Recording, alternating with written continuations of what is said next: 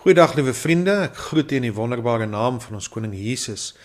En vandag wil ek met u 'n gedagte deel, bedink hierdie vrede.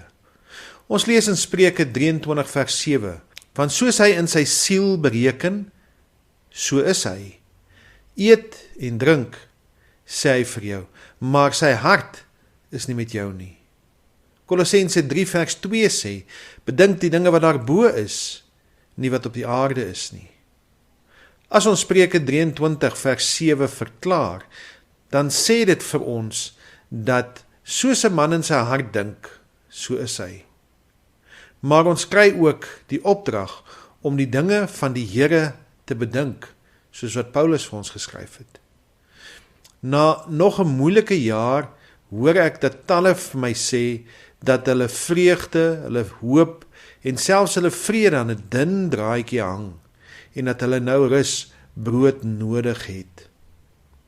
Nou gedurende hierdie komende feestyd wil ek jou aanmoedig om 'n paar dinge te bedink, dinge wat God gedoen het en dinge wat sal help om ons vreugde, ons vrede, ons hoop te herstel.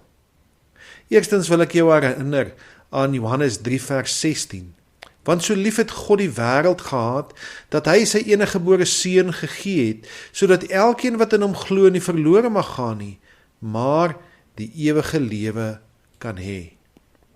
Dit is God se eniggebore seun, wat gebore is uit die maagd Maria, soos geprofeteer in Jesaja 7 vers 14 vir ons, en wat genoem is Immanuel, en wat vir ons verklaar word in Matteus 1 vers 23, wat sê, God met ons. Nou hierdie Jesus, Immanuel, God met ons, word beskryf in Jesaja 9 vers 6. Want 'n kind is vir ons gebore, 'n seun is aan ons gegee, en die heerskappy is op sy skouer, en hy word genoem Wonderbaar, Raadsman, Sterke God, Ewige Vader, Vredevors. By Jesus se geboorte vind ons herders wat hulle kudde oppas. Ons lees in Lukas 2 vers 10 en 11, en die engel sê vir hulle, moenie vrees nie, want kyk, ek bring julle 'n goeie tyding van groot blydskap, wat vir die hele volk sal wees, dat vir julle vandag in die stad van Dawid gebore is, die saligmaker wat Jesus, die Here is.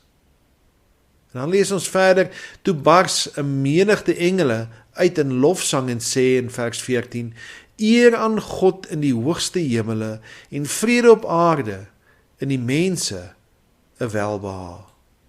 'n Paar jaar later het Jesus Christus die ware aard en karakter van God geopenbaar, toe hy op Golgotha aan die kruis gesterf het.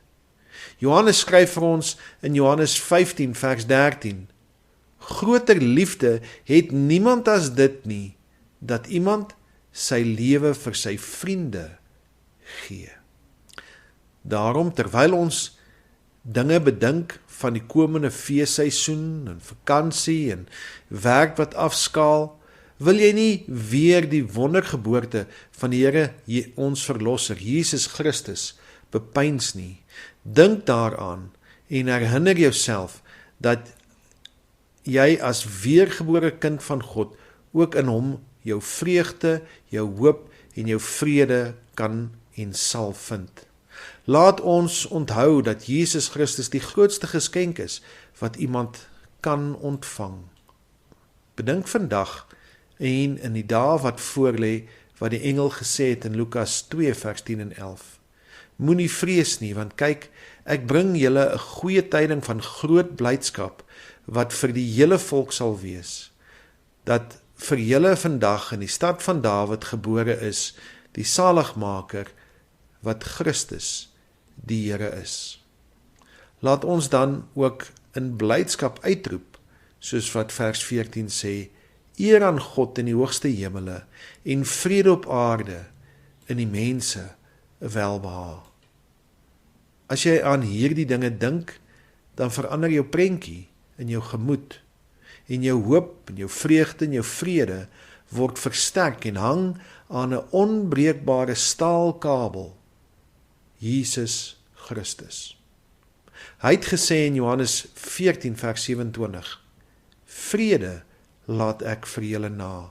My vrede gee ek aan julle, nie soos die wêreld gee, gee ek aan julle nie. Laat julle hart nie ontsteld word en bang wees nie. Ek groet u tot volgende keer. Totsiens.